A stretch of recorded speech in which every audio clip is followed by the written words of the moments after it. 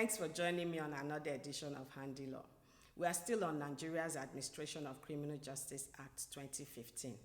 We will look at bail in this session. Bail is a conditional release of a defendant with the promise to appear in court when required. The defendant would usually be expected to execute a bond. This is an amount of money in cash or property pledged for the purpose of ensuring that the defendant attends all court hearings. When a person is suspected to have committed an offense and is arrested, detained, and brought before a court, he shall be entitled to bail, subject to the provisions of the Act. Where a suspect is detained in prison or police station, the court shall issue an order that the suspect be produced before it at a date and time specified. On production of the suspect before the court may make such order as is appropriate, either granting bail or remanding in custody.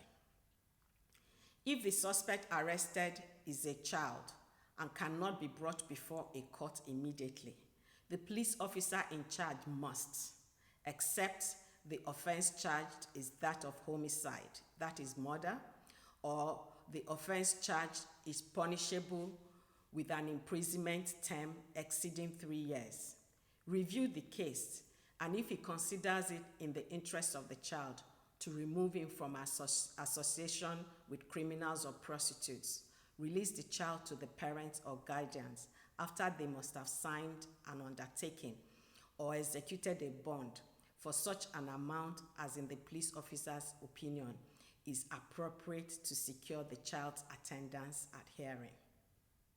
For a suspect charged with an offense punishable by death, the default is to remand in custody, but bail may be granted by a judge of the High Court under exceptional circumstances.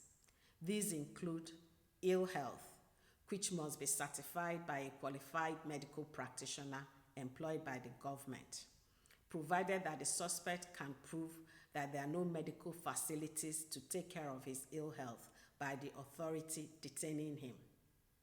Secondly, extraordinary delay in the whole process exceeding 1 year.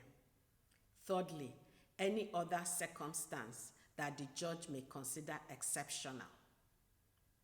A defendant charged with an offense exceeding 3 years imprisonment may, on application to court, be granted bail, except where there is reasonable ground to believe that he will commit another offense, attempt to evade trial, attempt to influence, interfere or intimidate witnesses, interfere with the whole investigation process, attempt to destroy or conceal evidence, or undermine the objectives of functioning of the criminal justice system, including the bail system.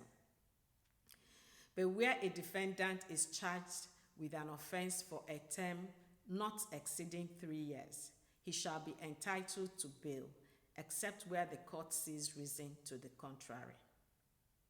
The conditions for bail shall be at the discretion of the court and shall not be excessive. The money or security deposited shall be returned to the defendant or his sureties at the conclusion of the trial. Hope you found this helpful. Please like, subscribe, and share.